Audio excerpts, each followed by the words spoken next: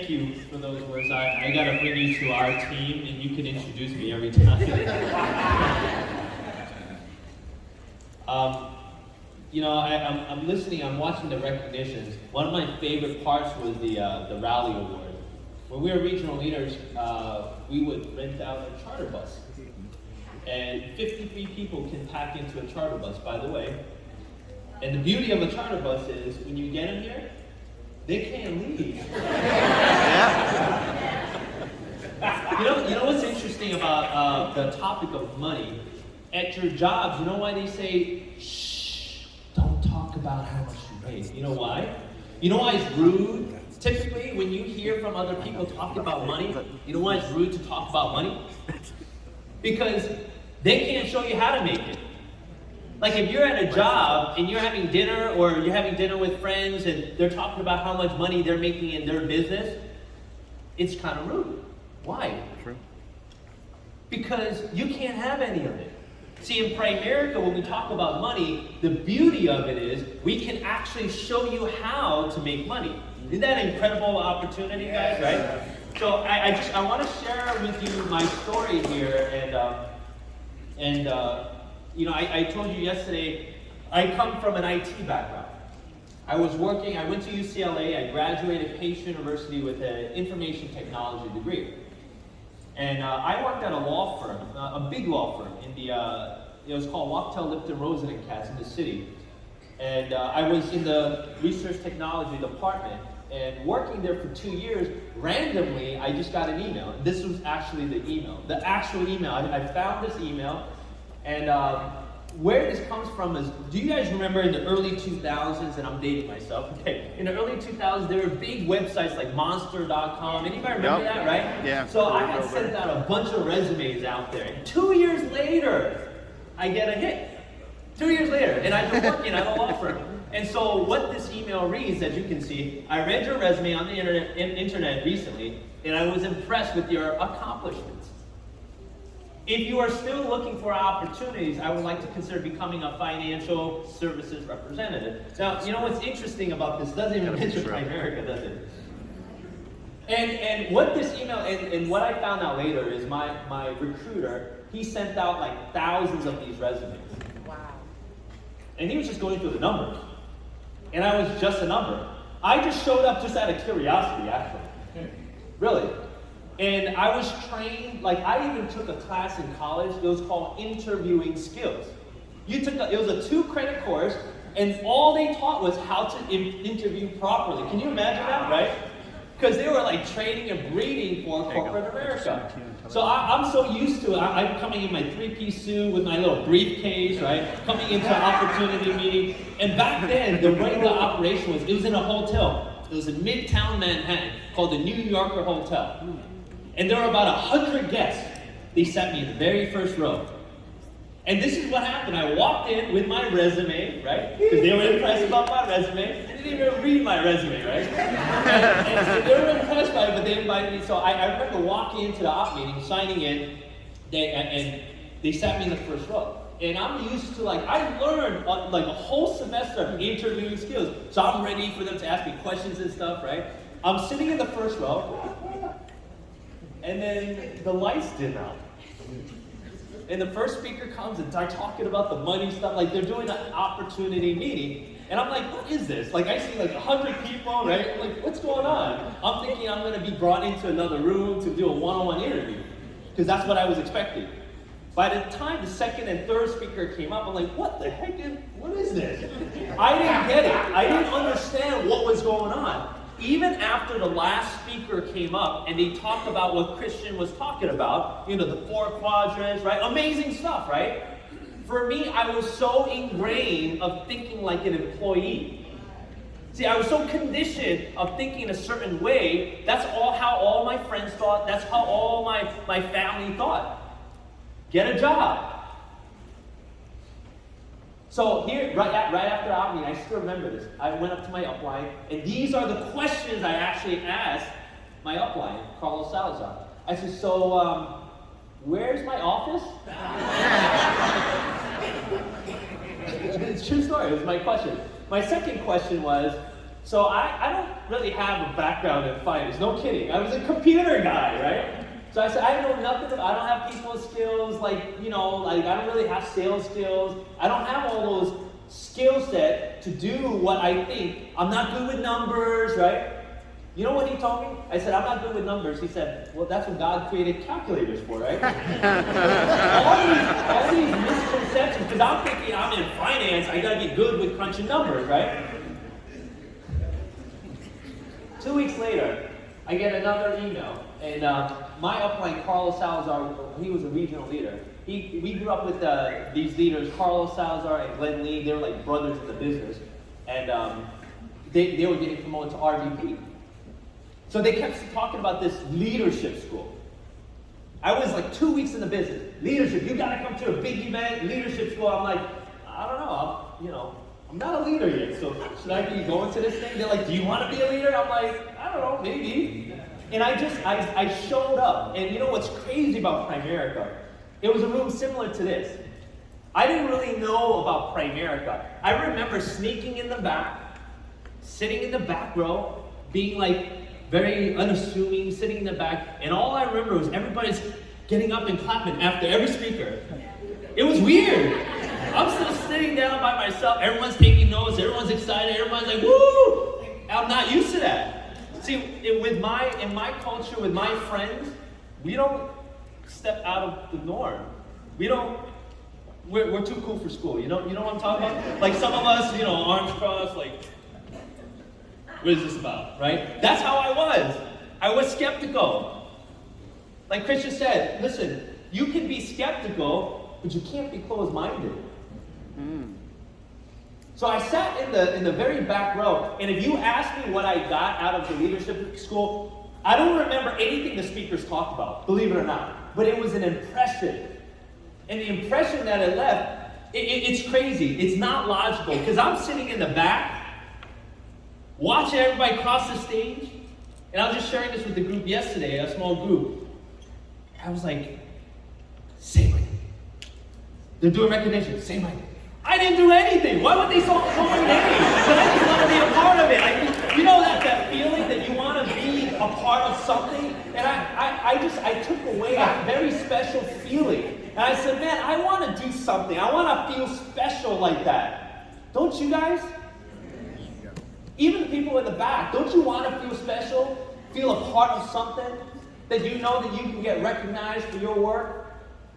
At your jobs, do they recognize you? No. The wrong kind of way, right? Yep. I heard somebody say, they recognize you when you're late. They recognize you when you take a long lunch break. They recognize you when you called out too many times. This was in New York, a hotel. We get off the elevator, we do a little sign-in sheet, right? And do you guys remember $199? This is, I'm telling you, I saved the check, right? I'm like, how do you have the check? It was insufficient funds, that's why.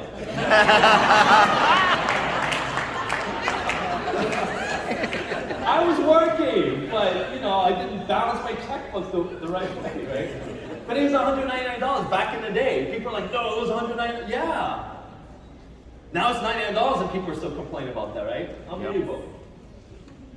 My first week in the business, I recruited 2 people right off the bat. Nobody told me how. They just said, bring people. I said, okay. You know how I brought my first 2 guests?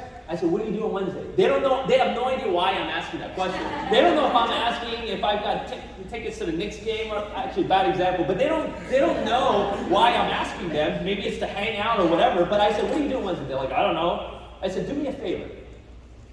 Just do me a favor. It's important to me. Come down, check out something at my workplace, and then we grab some beers. That was my tagline. It worked every time, right? Especially with my friends. We'd hang out, because it was in the city, right? We'd hang out after they would come check out the op meeting. So what I did was, after I invited them, I said all the wrong things. I said, what do you think? Wrong question. That's a terrible question, by the way, right? Because you're loading yourself up. They're like, it's okay. No one taught me what to say. I said, Carlos, how do I bring them on board? He said, oh, you got to fill this thing out. I said, can I get 2 of them? No one taught me how to do that. And I remember asking my friend, I said, well, what are you doing? He said, I said, what are you doing tomorrow? I met up with them at a bar, and I remember, at another bar, right? And I remember filling out the IBA. I said, just give me your credit card. I'll pay for the drink. Just give me your credit card. That's how I picked up my first 2 IBAs. It's nothing sophisticated. It wasn't like overcoming objections, right? So I got recognized for the Fast Track Club, which is when you recruit 2 people in your first 30 days. Now this picture was from my first leadership school after, actually this was my second leadership school. And what this picture shows is all the way on the right side, you see me, right? I was by myself. Those 2 recruits, they quit already by then, right? And the one circle right next to me on the left, that was my recruiter, Ron Davis. Let's just say he didn't field train at all. At all. And some of us complain about what our uplines did not do for us, but I just kept showing up. Everybody in that picture was under Carlos and Sarah, and I remember a lot of his directs got the plaques. They got recognized on stage. And they all had more credibility than I had. They were off to a fast start than I was. But every single one of those people in those pictures, they all quit. This picture in the office, we named it the last survivor. I am the lone survivor from that picture. And you know what? You know what's crazy is I'm not the type of person that I'm like, watch my smoke, watch me, I'm gonna blow this thing up. I'm kind of in the background like a sponge, I'm absorbing everything. And I never made a declaration like, I am gonna be here, but I just kept putting one foot after another. I kept just showing up, getting better, progressing little by little. This was my ragtag army. This was my first group. Yeah, they're all Asian. Looks like Larry's that came from a warm market. And you know what I realized? Those kids in that picture, there's this thing that John Maxwell talks about, the law of lid. Yeah. My leadership lid was, let's just say, not very high. So I could recruit kids, but I couldn't recruit adults. Because I was a kid and my leadership lid was not that high. But as I started growing my leadership, as I started developing my skill set, what I started to do inadvertently started attracting more qualified people. So we all start off at the same place, and that's called the beginning. So if you look at your team and you're like, well, I can't attract good people, don't worry. Keep getting better, keep developing yourself, and you start naturally attracting better people. We get the next slide up. And what I want to share with you is, we talked about recruiting yesterday. I think there's a difference between picking up IBAs and then developing people. How many of you guys actually would like to blow your business up in the next 90 days? Yeah. And you're doing the work and you're doing the activity, but what's happening? You're not getting that explosion going. And we're going to talk about recruiting momentum for a little bit. So recruiting 101, let's just go through some of the fundamentals. Understanding the numbers is so crucial. I was asked this question, Dave, how do I convince my guys to stick around? I go, you don't. Well, that's kind of discouraging. No, Dave, what do you say? What do you say to motivate your guys? I don't. What do you mean? That's not very motivating. I said, you gotta, and this part is so important.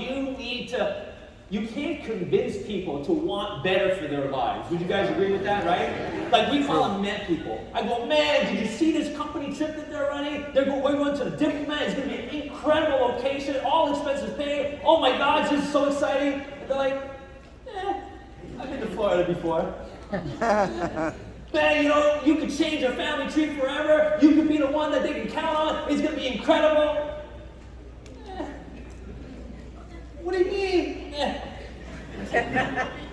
Like, your job is not to convince people to want more for their life. Your job is to find people that want to change their lives. That's your job, right? So when you understand the numbers, Then, like you can hear the numbers, you can understand, but there's a difference between that and accepting the numbers. Accepting the numbers says this: you know for a fact that not everyone's going to be interested. And you gotta be careful of the generalities. You know, the sweeping generalizations, people go, oh Dave, I spoke to everybody. And nobody's interested. Who's everybody? Your 3 best friends? Who's everybody? You spoke to 3 people, 3 whole people, and 3 people were not interested. So it's everybody? That's why you need to understand and accept the numbers. The number says you've got to talk to a bunch of people for you to get one person that's looking for you. And don't take it personally. And I know that's easier said than done.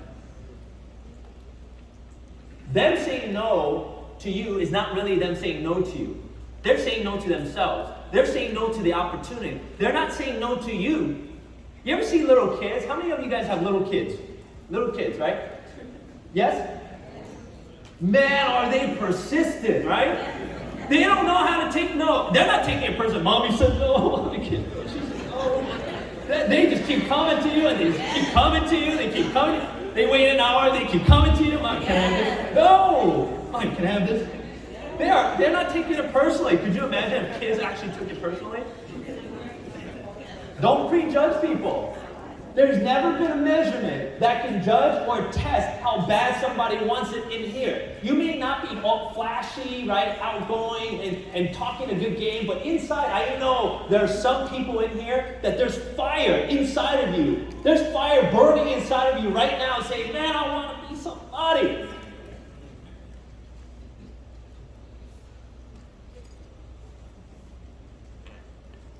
There's never been a test that could measure in one shot. We can't just look at somebody and say, there's fire.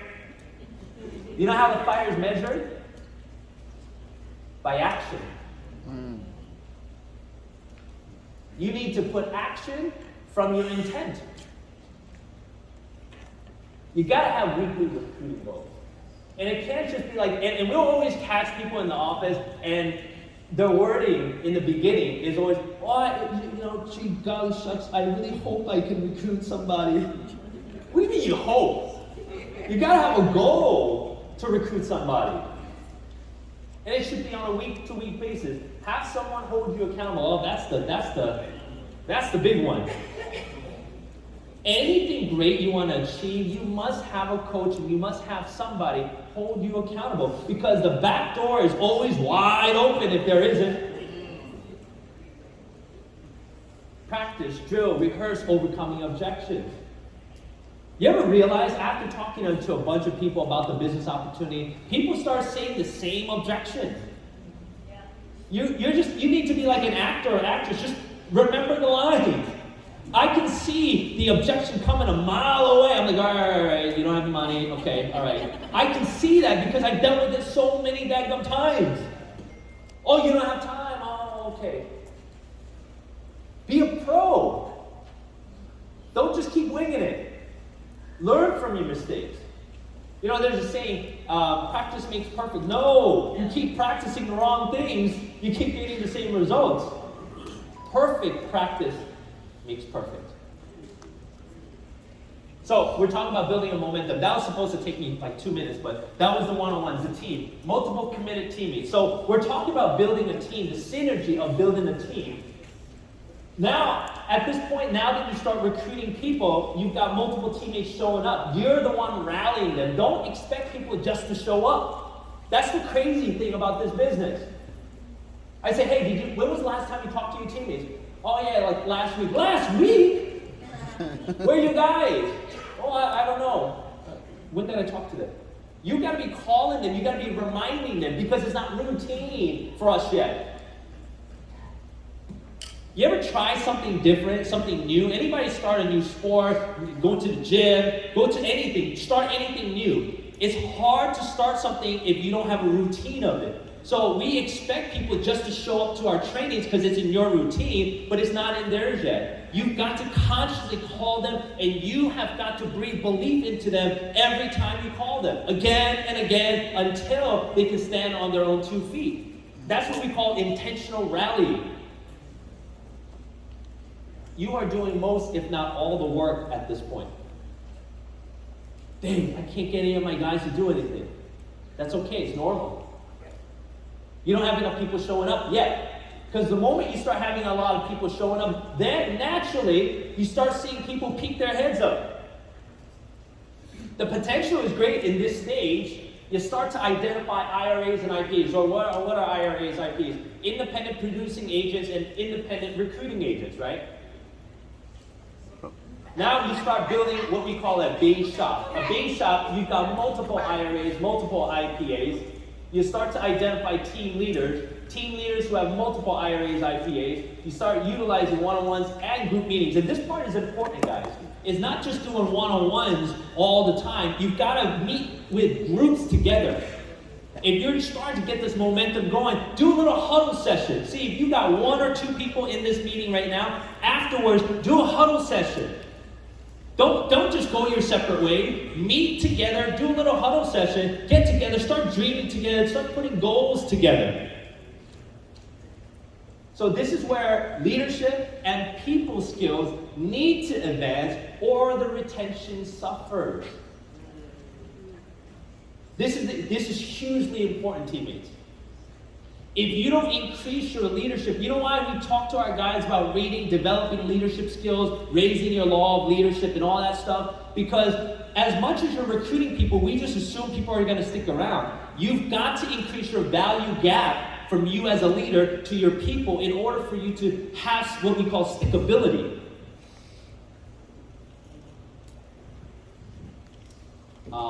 I got to read this quote, and I want some of you guys to take this personally.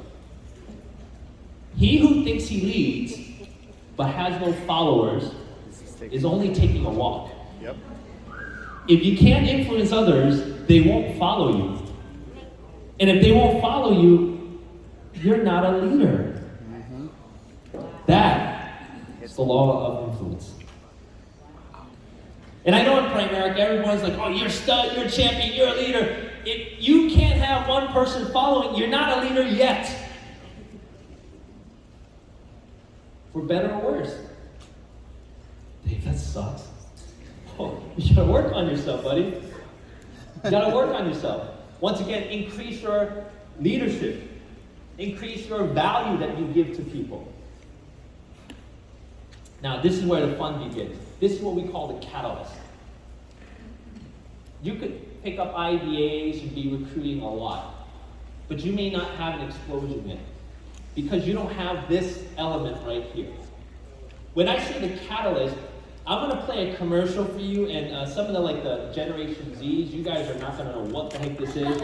Some of you guys are going to be like, oh yeah, I remember that. So I want this song to haunt you. Okay. I want the song to replay in your mind over and over and over again. And I'm just going to play this for you. I hope we got audio on this. You guys remember this? Oh my God. Oh, My buddy. So should I come and meet my buddy, my buddy, my buddy, my buddy. Wherever he goes, I go, my buddy. You remember that? Yup. I remember that. Oh my God. I think I did a pretty good job. MC Rio. I don't know what that was.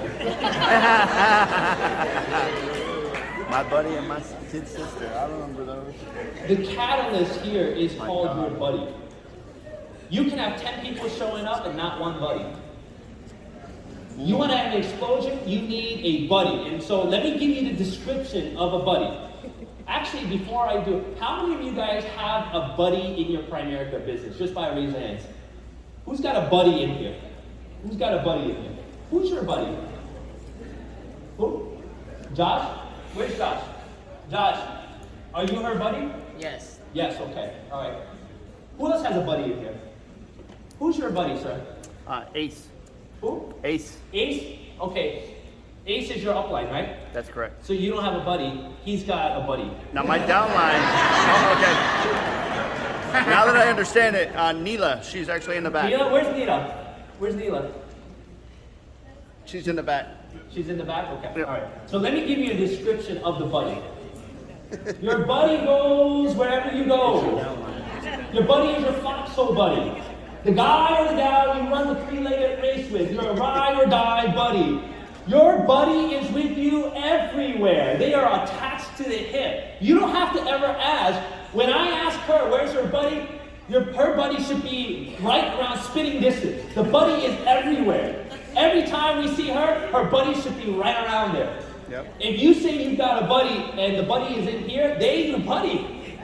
They don't have a buddy. Where are they in the room? Oh, they couldn't make it. They ain't your buddy. Sorry, they ain't your buddy.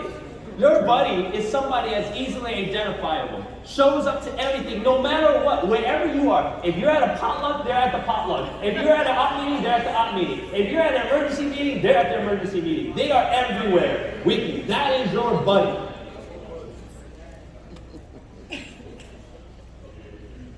You communicate with them daily. Do you communicate with her daily? Yes. Every day. Yes. Multiple times a day. Yes? Okay. Buddy check, pass, right? Set goals together and dreams together. Do you have a buddy that you're like, you and me to the top? Yep. We're gonna make $1 million together. Is that your buddy? Yes. The buddy is not, you're not the counterweight. You're not the one that's weighing your upline down. The buddy is talking up the upline all the time. You can count on them for anything. Hey, we need 1 by 1 more to go to hit our team goals. Can we count on you? Does your buddy do that for you? Do you do that as a buddy for your upline?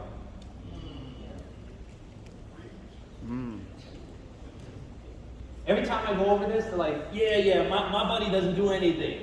Ain't a buddy. Maybe you don't really have a buddy. But then you gotta ask yourself, are you somebody else's buddy?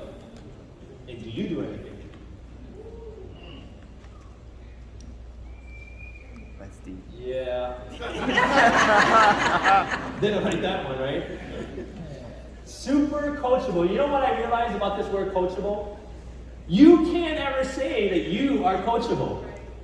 Coachability is something that your coach says about you.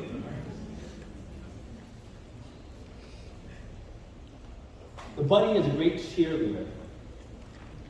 Cheerleads to every event, cheerleads the credibility of the upline, cheerleads everything. They are not the Debbie Downers. That's your buddy. Okay, now the catalyst, the core. This is something magical, and I've observed explosions happen in different hierarchies, and I recount back to how this whole thing goes. Yeah, they're recruiting a bunch of people, but one, there's an identifiable buddy, and then the explosion happens when there's a third member. We call it the core member. Starts to create a culture now. Stronger influence over others. This is the beginning of great momentum. And this part is important because what happens is this. You know, the one thing you can't give yourself is this thing called credibility. You can't go up and say, man, you gotta listen to me, I am so awesome. Everything I say is gonna be incredible. You can't give yourself credibility. But when you've got your buddy and your core member saying, man, you gotta listen to Dave, Dave's just unbelievable, he makes all this money, he's just incredible. You've got a PR. You've got people promoting you. That's how this whole thing works up. Now, I've got a quick video. Like I said, the one thing you can't give yourself is credibility. This video, if some of you guys have seen this, explains it. Let's watch what happens start to finish in under 3 minutes and dissect some lessons. First, of course, a leader needs the guts to stand alone and look ridiculous. But what he's doing is so simple, it's almost instructional. This is key. You must be easy to follow. Now here comes the first follow, crucial role. He publicly shows everyone else how to follow. Notice how bigger increases his need. So it's not about the leader anymore, it's about them, plural. Notice how he's calling to his friends to join in. He takes guts to be the first follower. Stand up. Being the first follower is an underrated.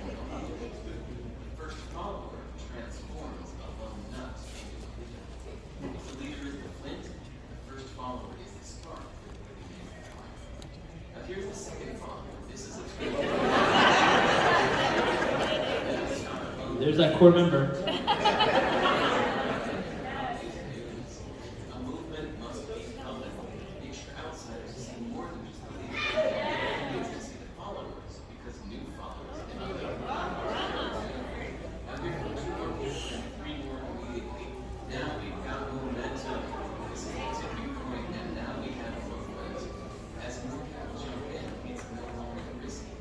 If they were on the fence before, there's no reason not to.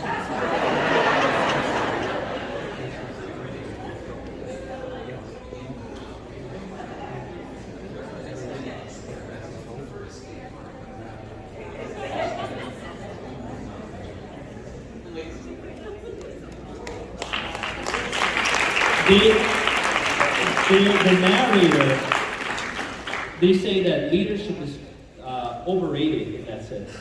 There needs to be more followers. You will lead people when you become a great teammate first. You got to be somebody's buddy first. Then you can have an expectation of having other buddies. And here are the key takeaways. You can have a team, a business, and no buddy. But you won't have an explosion. You can make money and not have a buddy, but you won't have an explosion. We're talking about having momentum and a recruiting explosion.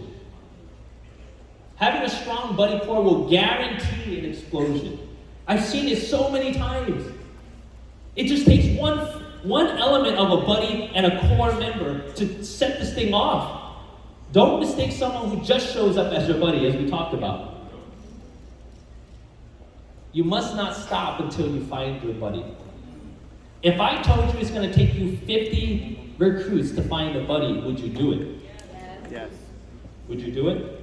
It may not take 50. It might take you 2. But the point is, you've got to identify a buddy and as quickly get that core member to get that recruiting momentum. So who's ready for a recruiting explosion? All right, guys, I'm going to come back.